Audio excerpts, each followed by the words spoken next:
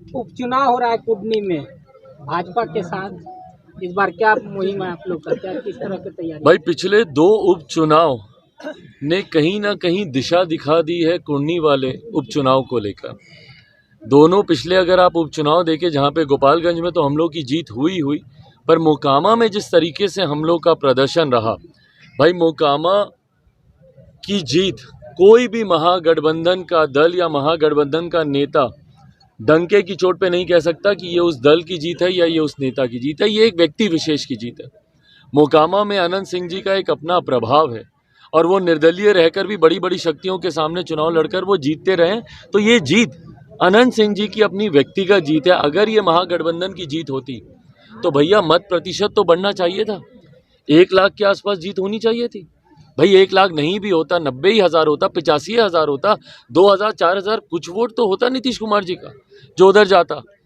तो ऐसे में बिहार की जनता ने और मोकामा ने कहीं ना कहीं ये दर्पण तो दिखाई दिया है कि मुख्यमंत्री नीतीश कुमार जी अपना जनाधार खो चुके हैं। इसीलिए ये मेरे विश्वास को बढ़ाता है कि कुडनी में हम लोग की जीत और ज़्यादा बड़ी होगी, क्योंकि इस बार उपचुनाव में महागठबंधन की तरफ से जनता दल यूनाइटेड ही आ रही है। और ये जनता दल यूनाइटेड वही पार्टी है जिसके राष्ट्रीय अध्यक्ष को चिराग कुमार पासवान से डर लगता है।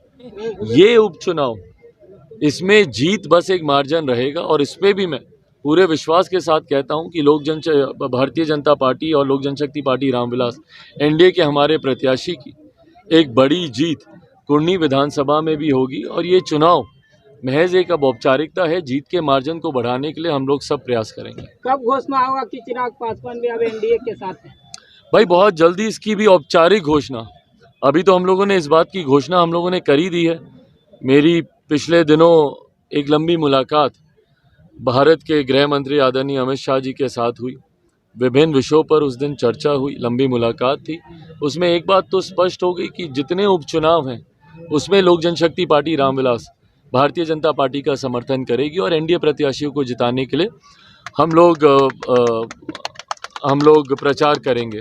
पर जहां तक रही बात इस एनडीए गठबंधन में आने की, अभी सिर्फ समर्थन की घोषणा है। गठबंधन की घोषणा से पहले कुछ और विषय हैं जिस पे एक बार पूरी तरीके से बातचीत हो जाए।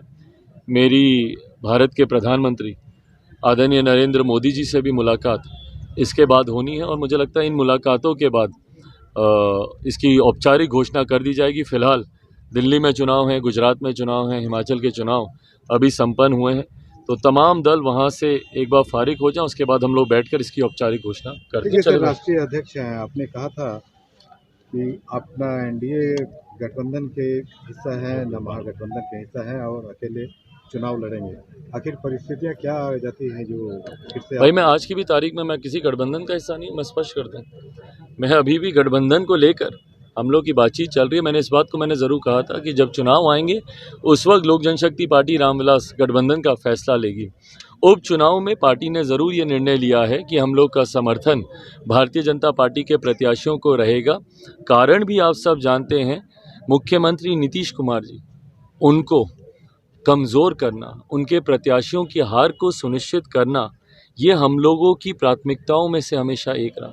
2020 में भी लोक जनशक्ति पार्टी रामविलास ने अकेले लड़ने का फैसला और मुख्यमंत्री नीतीश कुमार जी की पार्टी जनता दल यूनाइटेड के सामने ही प्रत्याशी उतारने का फैसला इसी उद्देश्य के साथ लिया गया था, क्योंकि मैं मानता हूं, हमारी पार्टी मानती है कि मुख्यमंत्री नीतीश कुमार जी ही जिम्मेदार हैं बिहार की बर्बादी के लिए। लगभग 2 दशक होने को आया है, 2 दशक से वो प्रदेश के मुख्यमंत्री हैं। 2 दशक में अगर आज भी बिहार बर्बादी की कगार पर है, आज भी मूलभूत ज़रूरतें हमारी सबसे बड़ी समस्या बना हुआ है। भैया मैं जानता हूँ अपने क्षेत्र के छोटे छोटे काम कराने के लिए मुझे इनकी सरकार के सामने कितनी मेहनत करनी पड़ती है, उसके बाद भी एक उदासीन रवैया इन लोगों का रहता है। तो ऐसे में मुख्यमंत्री जी की पार्टी को अभी तो तीसरे नंबर की पार्टी बनाया, उनकी पार्टी का नामो निशान समाप्त होगा। उनकी पार्टी का कोई प्रत्याशी आने वाले दिनों में चुनाव नहीं जीतेगा। इस रणनीति के तहत हम लोग कार्य कर रहे हैं और उसमें भारतीय जनता पार्टी के प्रत्याशी, एनडीए के प्रत्याशी को समर्थन देने का फैसला पार्टी के द्वारा लिया। अरे प्रभु, हाँ भाई बहुत जल्द महागठबंधन भी टूटेगा। मुख्यमंत्री नीतीश कुमार जी अगर एक बार धोखा दे सकते हैं तो वो बार बार धोखा दे सकते हैं। आप देखिएगा अगले लोकसभा चुनाव आते आते तक जनता दल यूनाइटेड और राष्ट्रीय जनता दल भी एक दूसरे से अलग होंगे। और मैंने बार बार इस बात को कहा है कि बिहार में मध्यावधि चुनाव होंगे। मैं नहीं मानता कि तय समय पे 2025 में बिहार विधानसभा के चुनाव होंगे। मैं मानता हूँ बिहार में उससे बहुत जल्द लोकसभा चुनाव के आसपास बिहार में मध्यावधि चुनाव होंगे।